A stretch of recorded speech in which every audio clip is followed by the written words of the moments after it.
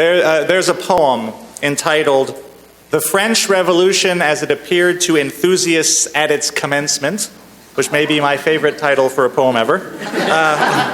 And in this poem, "The French Revolution as it Appeared to Enthusiasts at Its Commencement," the poet William Wordsworth penned the immortal lines about the spirit of those tumultuous years. He wrote, "Bliss was it in that dawn to be alive, but to be young was very heaven." And Charles Dickens, writing about the same era, struck a more ambivalent tone. "It was the best of times, it was the worst of times." The French Revolution was like a hurricane, flattening every social institution in its path, breaking barriers and bodies indiscriminately. America today is not quite that. And yet, we too are faced with a bewildering whirlwind of social and institutional change. If not a hurricane, can we at least agree that it is a whirlwind? So many changes moving in so many directions. We have the Black Lives Matter movement and the Me Too movement on the one hand, but the rise in white identity extremists on the other hand. We have revolutionary breakthroughs in science and technology paired with a wholesale rollback of environmental protections and an explosion in economic inequality. We have the unprecedented, undreamt of communication tool known as the internet and social media, along with the proliferation of fake news and the erosion of trust in the media and all known norms of civilized discourse. It was the best of times, it was the worst of times. Or perhaps we can say, in honor of the Chinese curse that goes, "May you live in interesting times," these are certainly interesting times. Of these changes, these whirlwinds, it is difficult to gauge what will lead to long-standing transformation of the landscape and what are just local squalls that are destined to peter out with little impact. I know that as a result, many of us are feeling disoriented, off balance, anxious, unsure of what exactly to do. Because ordinarily when there's a whirlwind, you can seek shelter until it blows over, but we don't have that option. Our worship theme for February is change and transformation. In honor of that, we move the chalice to the other side just for you. Change and transformation. I like to think of these as evolution and revolution. On the first Sunday of the month, we talked about the ethic of evolution that informs Unitarian Universalism. Under ordinary circumstances, we are a religion that embraces change. We expect people to grow and change in all ways, including religiously and spiritually, over the course of their life. This is healthy. This is good. This is evolution. Now, this kind of change can be stressful or uncomfortable. Say we are accepting a new job that challenges us. But we are talking about changes that keep us within the bounds of our existing understanding of ourselves. And our religion challenges us to be brave about this kind of change. It makes life interesting. It keeps us on our toes. Transformation is different than just evolutionary change. Transformation is change that pushes us outside the bounds of our existing understanding of ourselves.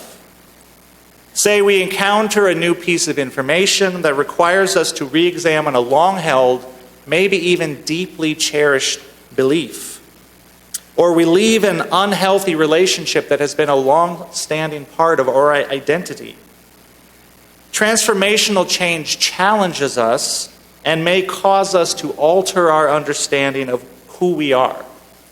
It opens up substantial and perhaps undreamt of possibilities, but often comes with a significant cost. Upheaval and instability while we figure out what to make of this new self, and possibly grief for the self that we have lost. Sometimes transformation is the result of that long, slow process of evolutionary change. We kind of nudge ourselves closer and closer and closer to one edge of our boundary over time until maybe, without even noticing it, we have pushed ourselves beyond that boundary.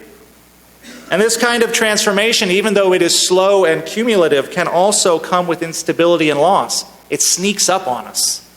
And then we notice one day that the life that used to serve us so well no longer fits us. And then what do we do with that? Or the people around us, partners and family and friends, may begin complaining and pushing back that we are no longer the person that they knew. And what do we do with that? This can especially happen with long-term relationships when we say that two people have just grown apart, or when we in our religious community just grow apart. What do we do with that? And then other times transformation is suddenly thrust upon us. This can be due to job loss or illness, a divorce that we did not foresee or want, a death, a sudden raising of consciousness, a chance encounter with a revolutionary idea. How many women found transformation within feminist groups in the 60s, 70s, and 80s that utterly rocked their lives to the core? A change of any kind can be difficult. Transformation can be thrilling, and it can also be devastating. And sometimes it is both of these things at the same time. So when dealing with change of either kind in our lives, a good first rule is to remember to breathe. Take several slow, deep breaths. Sometimes it helps to name the change. This is what is happening right now. Things that we have named can seem less alarming, and sometimes just the act of naming it can inspire courage in us.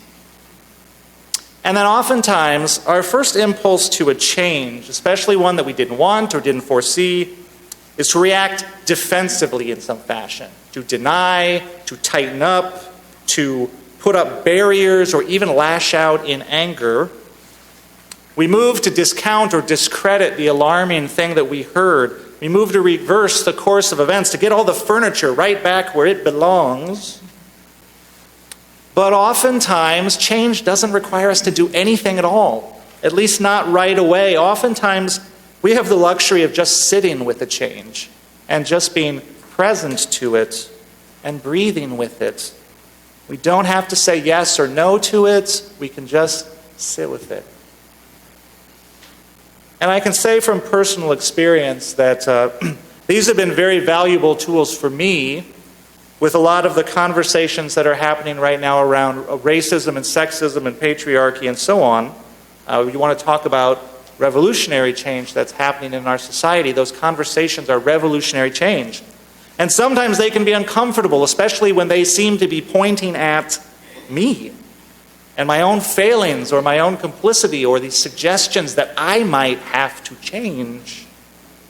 And when I feel myself getting defensive or feel that urge to mansplain rising up inside of me, take a breath or two or three, and I name what is happening. I am feeling really defensive right now.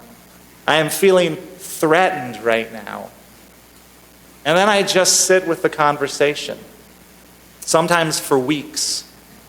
Do I always come to agree with whatever the original point was? Not necessarily, but I am able to learn from it. And oftentimes I find that I do agree when I get past that defensiveness to a place of sympathy where I can see the world through another person's eyes, which is one of the great things we are asked to do as Unitarian Universalists. So breathe, name it, and just be with it. These same tools also work, by the way, when my wife Suzanne rearranges the furniture. Pro-marriage tip there. So that's change. That's change. Transformation is a little different. These tools may be helpful, but when dealing with transformative change, divorce, death, unemployment, a sudden awakening, I'm going to suggest something else, because transformative change involves identity loss or identity change. And this is a time to turn to and deepen our connection to our religious or spiritual community. Without any presumption, I'm going to be speaking here forward about a UU church, because that is where we all are.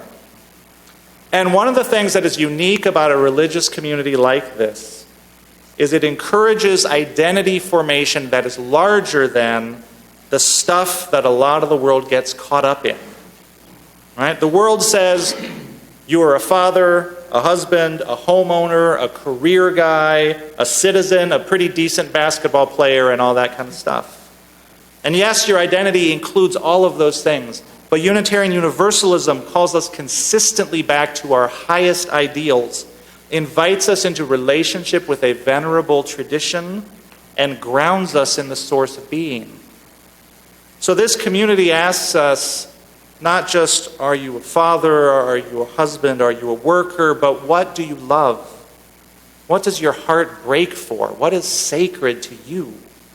This is our deep identity, and these things can serve as pillars to cling to when everything else is changing. We are reminded here that we do not journey alone, but we are companioned by generations that have come before us, generations that will come after who share our commitment to love and justice and freedom. And we can draw strength from them just as someone else may draw strength from us one day. And we are reminded here that we are connected and held by things that are so much bigger than us.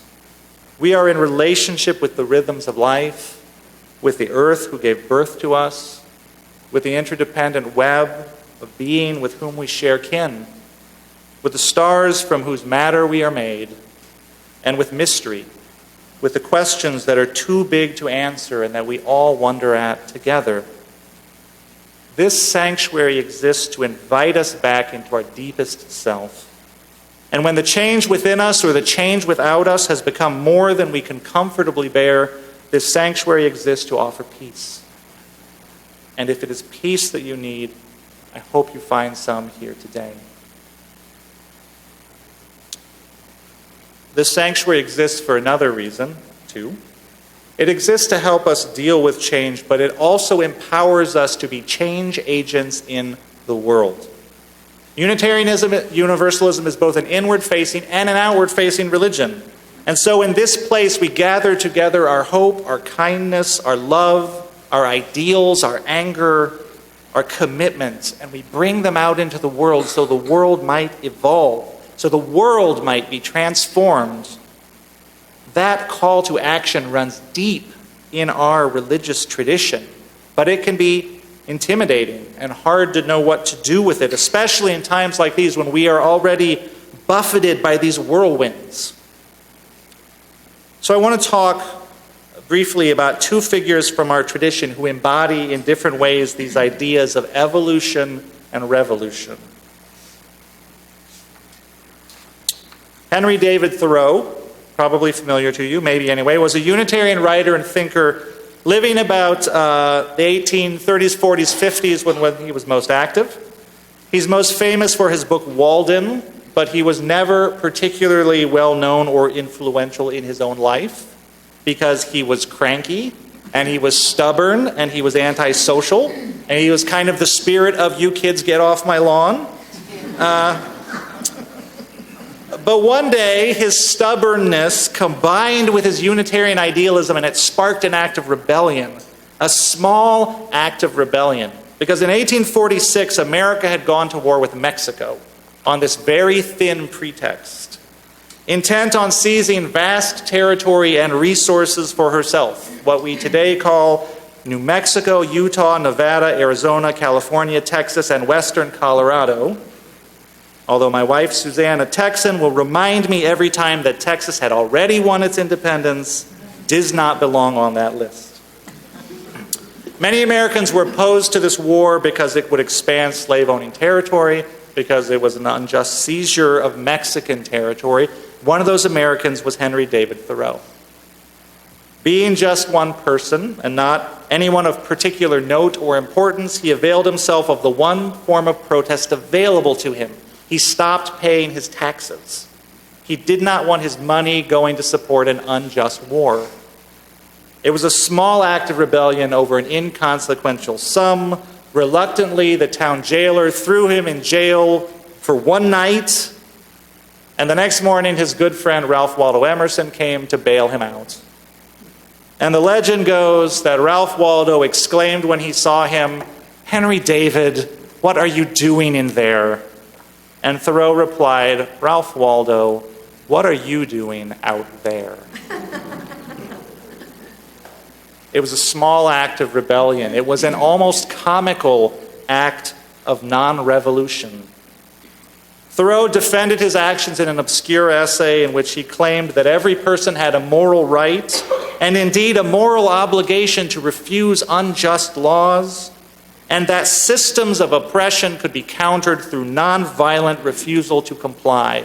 The essay was called Civil Disobedience. It wasn't much read in his lifetime. It soon was forgotten in America. But this essay and this idea would later inspire a man named Gandhi to wage his own campaign of nonviolent civil disobedience to free his people and end British rule in India. And this would in turn inspire the Reverend Dr. Martin Luther King Jr. to launch his campaign of nonviolent civil disobedience to confront segregation and Jim Crow in America and overthrow them. At the same time that Thoreau was having his mini rebellion, there was another Unitarian minister, Theodore Parker, who was quite a radical anti-slavery activist, no stranger to rebellion. During a time of tumultuous change in America that more than rivals our own, right on the eve of the Civil War. And about the possibility of progress, he wrote these words. He said, "I do not pretend to understand the moral universe. The arc is a long one. My eye reaches but little way. I cannot calculate the curve and complete the figure by the experience of sight. I can divine it by conscience, and from what I see, I am sure it bends towards justice." Now, most of us have heard this quote in its more familiar form as spoken by Dr. Martin Luther King Jr. "The moral arc of the universe is long, but it bends towards justice." And these lines were woven into a rug that sat in the Oval Office during the Obama presidency. What is so powerful about these words to me is that they offer a form of hope that invites us into faithful action. It is an evolutionary vision, not a revolutionary vision. Dr. King launched a revolution with these words, but he had the wisdom to know that even in times of revolution, change can be frustratingly, maddeningly slow, partial, or incomplete. There are setbacks and reversals. But each of us are invited to do our part faithfully to bend down that arc towards justice. And what that looks like will be totally different from person to person. Your work is your work. But our religion does give us guidance. It will look like kindness. It will look like compassion. We bend the arc when we welcome the stranger. We bend the arc when we refuse to hate even those who persecute us, but hold fast to our common humanity. We bend the arc when we speak up for the oppressed and the excluded.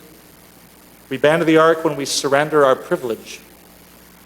We bend the arc with our radiant conviction that every child is beautiful, that every child deserves to be loved, to be safe, to be nurtured in their talent, and to know their worth. We bend the arc when we question why must things be so, when we reason critically and love extravagantly. We bend the arc when we count the misfortune of others as our misfortune, and injustice towards some as injustice towards all. Thoreau in his own day was just doing what he could to bend the arc down. He had no way to judge whether the impact would be great or small, evolutionary or revolutionary. It was the action of a local eccentric quickly lost amidst the noise of his own day, but in fact he inspired two of the greatest revolutions of the 20th century. And so it is with us. It is not given to us to know whether we are evolutionists or revolutionists. All we can know is the work before us. Whatever opportunity we are given, whatever opportunity we make to bring love and kindness and peace and justice into the world, With respect to what we can do, the great Theodore Parker, the great Dr. King invite us to assume a position of hope. The moral arc of the universe is long, but it bends towards justice. To this work, together, may we devote all our hands, all our hearts, and ready our hands. Amen.